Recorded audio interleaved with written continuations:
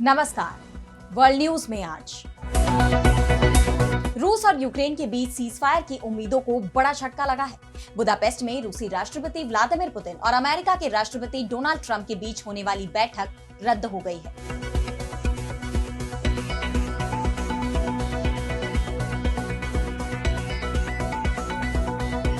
बैठक रद्द होने के पीछे ट्रंप ने रूस के सख्त रुख को जिम्मेदार बताया है, तो दूसरी तरफ रूस का कहना है कि नेटो ही नहीं चाहता कि ये बैठक हो।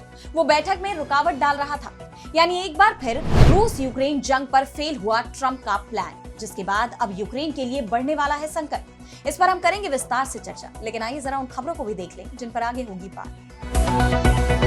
गजा में जारी रहेगा अभियान। इजरायली पीएम नेतन्याहू के बयान से युद्ध विराम पर उठ रहे सवाल। अमेरिकी राष्ट्रपति जेडी वेंस पहुंचे इजरायल। ईरान के परमाणु ठिकानों को लेकर बड़ा खुलासा। सैटेलाइट तस्वीरों में सच आया सामने। अमेरिका इजरायल के खिलाफ जंग की तैयारी। बांग्लादेश में तख्ता पलट की बड़ी आशंका। सेना को चुनौती दे रहे मोहम्मद यूनुस। 15 सैन्य अधिकारियों को भगौड़ा घोषित करने की दी गई चेतावनी। और चलते चलते में देखेंगे, वैज्ञानिकों ने खोजा समुद्र का ब्लैक होल। हिंद महासागर के नीचे मिला दुनिया का सबसे बड़ा छेद। इन सभी खबरों पर हम विस्तार से करेंगे बात, लेकिन पहले एक नजर हेडलाइंस पर। अमेरिका में दूसरा सबसे लंबा शटडाउन। फूड डिलीवरी करके गुजारा कर रहे सरकारी कर्मचारी। 22 दिन से नहीं मिली सैलरी। राष्ट्रपति ट्रंप का बजट प्रस्ताव 11वीं बार गिरा। भारत अफगानिस्तान के रिश्तों में बढ़ी नरमी। काबुल में फिर से खुला दूतावास। तालिबान सरकार को मान्यता देने पर सवाल बरकरार। बांग्लादेश में फिर सड़कों पर उतरे लोग। तीस्ता मास्टर प्लान को तुरंत लागू करने की मांग। भारत के चिकन नेक क्षेत्र के करीब है चीन समर्थित ये प्रोजेक्ट। तुम मुझे कभी पसंद नहीं करोगे। ऑस्ट्रेलियाई राजदूत केविन रड पर भड़के अमेरिकी राष्ट्रपति ट्रंप। कहा माफी मांगनी चाहिए। रड ने ट्रंप को बताया था सबसे विनाशकारी राष्ट्रपति। तो अमेरिका के राष्ट्रपति डोनाल्ड ट्रंप और रूसी राष्ट्रपति व्लादिमीर पुतिन के बीच हंगरी की राजधानी बुदापेस्ट में बैठक होनी थी, जो अब रद्द हो गई है।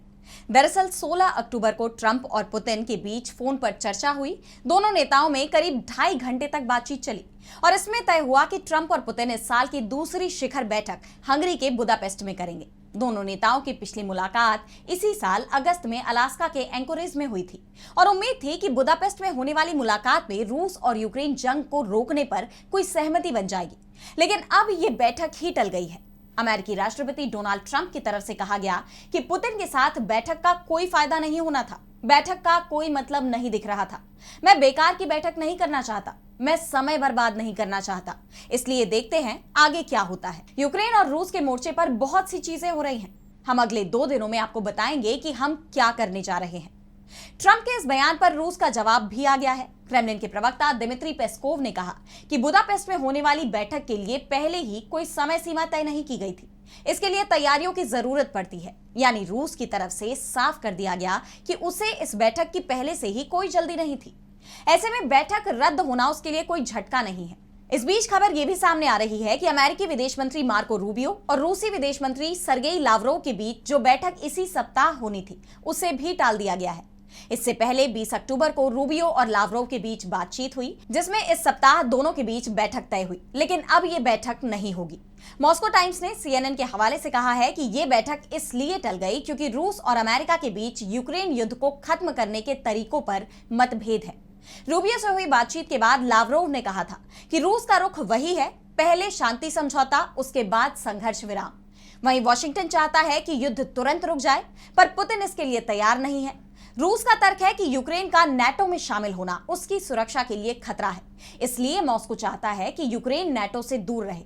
इसके साथ ही रूसी भाषा बोलने वालों पर जो प्रतिबंध लगाया गया है, उससे यूक्रेन खत्म करे और नई चुनाव प्रक्रिया शुरू की जाए, क्योंकि ज़ेलेंस्की अवैध रूप से सरकार चला रहे हैं। रूस ने अमेरिका से यह भी साफ कह दिया कि वो यूक्रेन के दनबास क्षेत्र पर पूरा नियंत्रण चाहता है। यूक्रेन को अपने सैन्य ठिकानों को पूर्वी इलाकों से हटाना होगा और किसी भी शांति समझौते के तहत नेटो सैनिकों की तैनाती नहीं होगी। वहीं अमेरिका का कहना है कि रूस युद्ध रोकना ही नहीं चाहता। वो बातचीत के लिए बेहद सख्त शर्तें रख रहा है, इसलिए इस बातचीत का कोई मतलब नहीं है। लेकिन बातचीत रद्द होना भी रूस की ही जीत मानी जा रही है, क्योंकि पुतिन वो सब कुछ ट्रंप से कराने में कामयाब हो गए हैं जो वो चाहते थे। 2.5 घंटे तक फोन पर ट्रंप से हुई बातचीत का एक नतीजा तो ये निकला कि ट्रंप ने यूक्रेन को टॉमहॉक क्रूज मिसाइल देने से इनकार कर दिया। ट्रंप एक बार फिर से जेलेंस्की पर दनबास का इलाका रूस को देने का दबाव डालते दिखे और जेलेंस्की से तो ट्रंप ने यहां तक कह दिया कि वो नहीं झुके तो रूस यूक्रेन को बर्बाद कर देगा। यानी बैठक भले ही कैंसिल हो गई लेकिन इसमें रूस का कोई नुकसान नहीं हुआ। वैसे रूस की तरफ से यह सवाल भी किया जा रहा है कि यूरोप ही नहीं चाहता था कि ट्रंप और पुतिन के बीच बैठक हो और जंग का कोई हल निकले। पोलैंड की तरफ से लगातार चेतावनी दी जा रही थी कि अगर पुतिन बुदापेस्ट गए और पोलैंड के हवाई क्षेत्र का इस्तेमाल किया तो उन्हें गिरफ्तार कर लिया जाएगा। ऐसे में यह बैठक पहले से ही तय नहीं थी। फिलहाल तो यूक्रेन मुश्किल में घिरा दिख रहा है क्योंकि रूस ने उसके बिजली संयंत्रों पर हमले तेज कर दिए हैं, जिसके चलते यूक्रेन के अधिकांश हिस्से की लाइट गुल हो गई है। और अब बढ़ते हैं अगली खबर की तरफ, जहां हम बात करेंगे गजा की। तो भले ही गजा में घोषित तौर पर युद्ध विराम लागू है लेकिन इजरायल के रुख को देखते हुए इस युद्ध विराम की परिभाषा पर सवाल उठ रहे हैं क्योंकि इजरायली पीएम बेन्यामिन नेतन्याहू ने साफ कह दिया है कि युद्ध विराम रहते हुए भी गजा पर इजरायल के हमले जारी रहेंगे। उन्होंने इजरायली संसद में कहा है कि गजा में अभियान जारी है और यही नहीं, नेतन्याहू ने अपने राष्ट्रीय सुरक्षा सलाहकार तजाची हनेगबी को बर्खास्त भी कर दिया लेकिन इस फैसले का कोई कारण नहीं बताया। इजरायली मीडिया के मुताबिक हनेगबी ने गजा में नेतन्याहू के अभियानों का विरोध किया था। उन्होंने मार्च में इजरायल के गजा आक्रमण के नवीनीकरण और सितंबर में कतर में हवाई हमला कर हमास के नेतृत्व की जान लेने के इजरायल की असफल कोशिशों का विरोध किया था। अपने एक पुराने बयान में हनेगबी ने नेतन्याहू के साथ मतभेदों के दौर का जिक्र भी किया था। ऐसे में नेतन्याहू के इस कदम से साफ है कि गजा के खिलाफ उनके रुख में कोई बदलाव नहीं होने वाला। वो अब भी इस जंग को खत्म करने के लिए तैयार नहीं दिख रहे और इसके विपरीत युद्ध विराम का पालन करने का दबाव हमास पर बनाया जा रहा है। अमेरिका के उपराष्ट्रपति जेडी वेंस की इजरायली प्रधानमंत्री से मुलाकात होनी है और उससे पहले इस युद्ध विराम पर बात करते हुए उन्होंने हमास को चेताया है। जेडी वेंस ने कहा कि फिलहाल इस युद्ध विराम में हालात नाजुक है पर स्थिति उम्मीद से ज्यादा स्थिर है और शांति की दिशा में कोशिशें जारी हैं। अगर दोनों पक्ष संयम बनाए रखें तो ये रुकेगा, लेकिन अगर हमास सहयोग नहीं करता है तो उसे मिटा दिया जाएगा। हालांकि मैं 100% निश्चित रूप से नहीं कह सकता कि ये योजना पूरी तरह चलेगी, लेकिन कोशिश करना ही आगे बढ़ने का रास्ता है। यानी खुद अमेरिका को भी पूरा भरोसा नहीं है कि युद्ध विराम की ये योजना लंबे वक्त तक टिक पाएगी। अब ऐसे में सबकी नजरें नेतन्याहू और जेडी वेंस की मुलाकात पर टिकी हुई है कि इस युद्ध विराम को बनाए रखने के लिए क्या अमेरिका इजरायल पर भी दबाव बनाएगा। इस बीच हमास की तरफ से युद्ध विराम की शर्तों के तहत 2 और बंधकों के शव लौटा दिए गए हैं। इजरायली सेना ने बताया कि एक दिन पहले लौटे 2 और बंधकों के अवशेषों की पहचान आर्ये जलमानोविच और मास्टर सार्जेंट तामीर अदार के रूप में की गई है। वहीं दूसरी तरफ गजा में शांति बनाए रखने के लिए दूसरे देशों से अंतरराष्ट्रीय सेना भेजने का जो प्रस्ताव अमेरिकी राष्ट्रपति डोनाल्ड ट्रंप ने अपनी शांति योजना में पेश किया था, उस पर भी खतरा मंडराता हुआ नजर आ रहा है। इस बल में जिन देशों के शामिल होने की संभावना है वे अपने सैनिक भेजने से हिचकिचा रहे हैं। दरअसल इन देशों में इस बात का डर है कि उनके सैनिक हमास के साथ सीधे टकराव में आ सकते हैं। कई देशों के प्रतिनिधियों ने कहा है कि वे तब तक अपने सैनिक नहीं भेजेंगे जब तक ये स्पष्ट नहीं हो जाता कि इन सुरक्षा बलों से गजा में क्या करने की अपेक्षा की जाएगी। उनके सैनिकों से ये अपेक्षा नहीं की जानी चाहिए कि वे हमास से लड़े, जिससे साफ है कि इस युद्ध विराम को लेकर उनके मन में भी डर है कि ये लंबे वक्त तक लागू नहीं रह पाएगा। इन हालात में गजा में शांति कायम रखना एक बड़ी चुनौती के रूप में देखा जा रहा है। और अब अगली खबर में बात करेंगे ईरान की। तो अमेरिका और ईरान एक बार फिर आमने सामने आ गए हैं। ईरान के supreme leader ayatollah Ali Khamenei साफ कह चुके हैं कि हम अमेरिका के दबाव में उसके साथ बातचीत नहीं करेंगे और ना ही अमेरिका को यह अधिकार देंगे कि वो ईरान के परमाणु कार्यक्रम पर फैसला ले। ईरान क्या करेगा क्या नहीं करेगा इसका फैसला ईरान खुद करेगा। दुनिया को ईरान ये आश्वासन जरूर दे रहा है कि वो परमाणु बम नहीं बनाएगा। खामेनेई के बयान के बाद अब अमेरिका की तरफ से तीखी प्रतिक्रिया सामने आई है। व्हाइट हाउस ने ईरान को चेतावनी देते हुए कहा है कि उसे परमाणु हथियार रखने की इजाजत नहीं दी जाएगी। अमेरिका ने ईरान से कहा है कि वो आतंकवाद का रास्ता छोड़े और इजरायल को मान्यता दे। तो दूसरी तरफ ईरान पहले ही साफ कह चुका है कि वो इजरायल को मान्यता नहीं देगा। अमेरिका और ईरान के बीच पहले से ही परमाणु कार्यक्रम को लेकर टकराव चला आ रहा है और अब जो खबर सामने आ रही है उसने अमेरिका और इजरायल दोनों की ही नींद उड़ा दी। ईरान से एक इलाके की सैटेलाइट फोटोज सामने आई है। सैटेलाइट फोटोज में ईरान की विवादित न्यूक्लियर फैसिलिटी है जिसे ट्रंप किसी भी कीमत पर बनने नहीं देना चाहते। जिसे तबाह करने के लिए अमेरिका ने एयर स्ट्राइक की थी, अब उसी जगह को दोबारा खड़ा कर दिया गया है। जो तस्वीरें सामने आई हैं उसमें तेहरान के पास परचिन सैन्य परिसर के भीतर तालेगन 2 दिखाई दे रही है, जहां कथित तौर पर ईरान के परमाणु हथियार तैयार होते रहे हैं।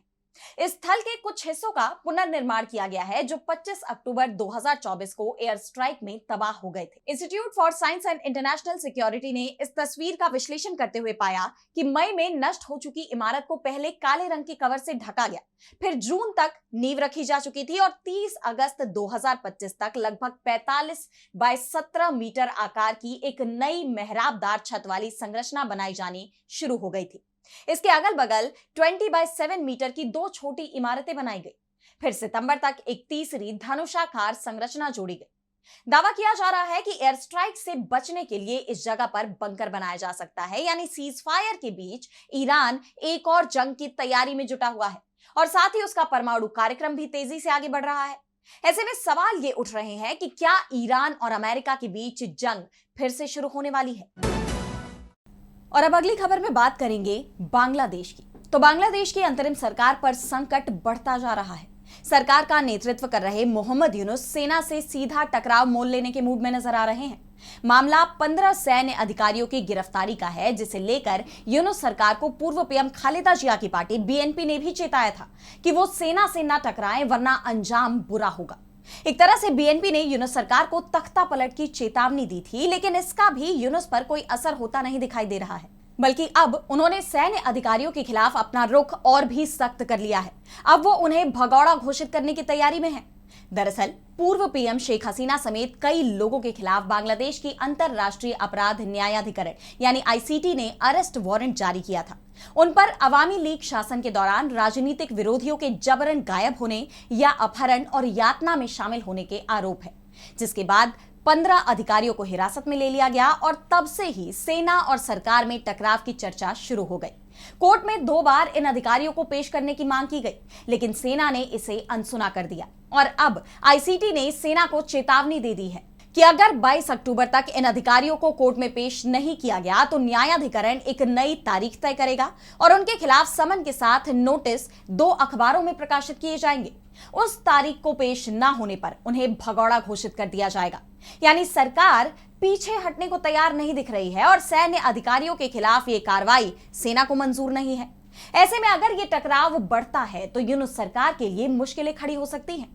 पहले से ही यूनुस पर आरोप लग रहे हैं कि वो सत्ता में बने रहना चाहते हैं और इसलिए किसी भी कीमत पर चुनाव टालने की कोशिश कर रहे हैं। इसीलिए उनकी सरकार इस तरह के कदम उठा रही है। लेकिन अगर इसी तरह की स्थिति बनी रहती है तो बांग्लादेश में कभी भी एक और सरकार का तख्ता पलट हो सकता है। इसकी संभावना से इनकार नहीं किया जा सकता। और अब चलते चलते मैं बात करेंगे ग्रेविटी होल की। तो क्या आप जानते हैं कि इंडियन ओशन में एक जगह ऐसी भी है जहां ग्रेविटी बहुत नीचे है, इतनी नीचे कि अगर आप उस जगह पर समुद्र का पानी नापेंगे तो वो बाकी दुनिया के मुकाबले 330 फीट नीचे मिलेगा। इसे साइंटिस्ट इंडियन ओशियन जियोइड लो कहते हैं और ये दुनिया का सबसे बड़ा ग्रेविटी होल है। 70 सालों से वैज्ञानिक सोच रहे थे कि आखिर ये गड्ढा क्यों है, जबकि नीचे जमीन तो बिल्कुल नॉर्मल है। 2023 में भारत के इंडियन इंस्टीट्यूट ऑफ साइंस के साइंटिस्ट ने कंप्यूटर पर ऑपरेशन चलाया, जिससे उन्होंने 14 करोड़ साल पीछे के धरती के मैंटल के मूवमेंट को देखा और इसका पता चला कि इसकी वजह धरती के नीचे हो रही एक बड़ी टक्कर है। अफ्रीका के नीचे एक बहुत बड़ा गर्म मटेरियल का एरिया है जिसे एक अजीब नाम LLSVP दिया गया है। जब एक पुराना ओशियन जिसका नाम टेथिस ओशियन था, उसका एक ठंडा भारी टुकड़ा मैंटल में नीचे धंस गया। ये टुकड़ा सीधे अफ्रीका के नीचे वाले उस गर्म हॉटस्पॉट से टकराया। इस टक्कर से गर्म मटेरियल का एक विशालकाय बुलबुला या प्लूम ऊपर की तरफ उठा। ये गर्म प्लूम इंडियन ओशन की तरफ बहता रहा क्योंकि ये मटेरियल आसपास की चीजों से हल्का यानी लाइटर था और इसने ऊपर की जमीन को थोड़ा खींच लिया। इसी वजह से ऊपर ग्रेविटी कमजोर हो गई और समुद्र का लेवल नीचे चला गया। ये दिखाता है कि हमारी धरती में कितने गहरे राज छिपे हुए हैं और कितने सारे राज अभी खुलने बाकी हैं। फिलहाल आज इस वर्ल्ड न्यूज में इतना ही। अगर आपको ये वीडियो पसंद आई तो वीडियो को लाइक करना ना भूलें और देश दुनिया की तमाम बड़ी खबरों के लिए आप देखते रहिए DB लाइव। नमस्कार।